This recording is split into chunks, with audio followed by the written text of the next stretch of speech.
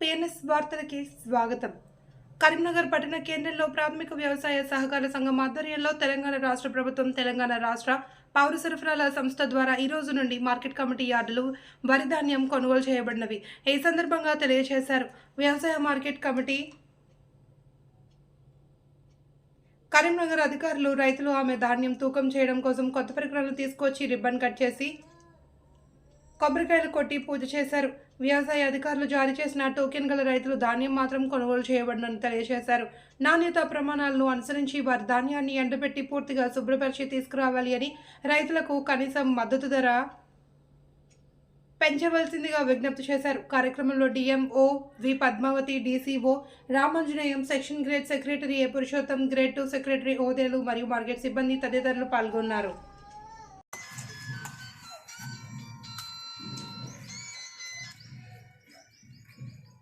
Okay. One day.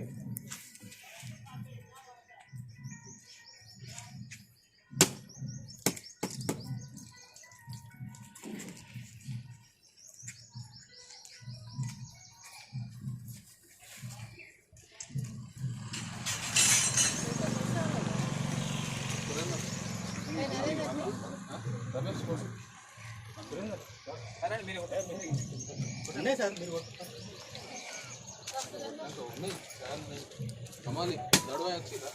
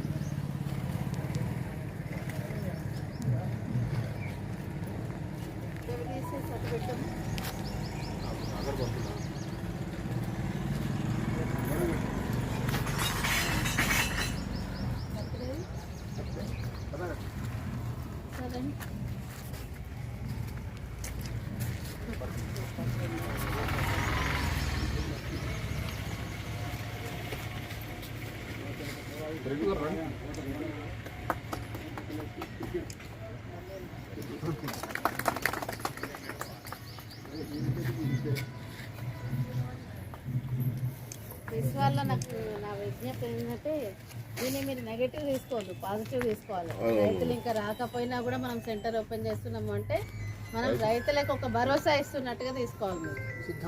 మనం రెడీగా ఉన్నాము అనేది ఒకటి మీరు అదే ఇదే వాయిస్ చెప్తున్నాను. వీఆర్ రెడీ, మనం అన్నిటితో సిద్ధంగా ఉన్నాము. ఎప్పుడు వచ్చినా కూడా వాళ్ళకి మనము సేవలు అందించడానికి సిద్ధంగా ఉన్నాం అనేది రైతులకు ఒక మెసేజ్. ఇది రైతులు బయట అమ్ముకోవడం కాకుండా ఇక్కడికి వచ్చి మద్దతు ధరకు ప్రభుత్వం ఇచ్చేటువంటి సౌకర్యం ఉపయోగించుకోవాలని రైతు సోదరులందరికీ విజ్ఞప్తి.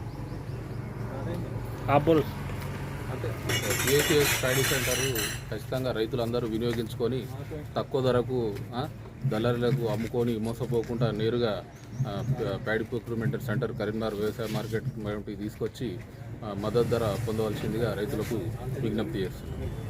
బయట అమ్మితే వాళ్ళకి ఇంకొకటి ఏంటంటే ఈ తూకాలలో కూడా మోసం జరుగుతుంది. బయట అమ్ముకుంటే రైతులకి తూకాల దగ్గర, ఎందుకంటే అవి ఎలా ఉంటాయో కాంటాలు, అవి స్టాంపింగ్ ఉంటాయో ఉండవు మనకు తెలియదు. డబ్బులు కూడా ఒక్కోసారి దళారులు డబ్బులు ఇవ్వకుండా మోసం చేసిన పరిస్థితులు కూడా చాలా చూస్తున్నాం మనం.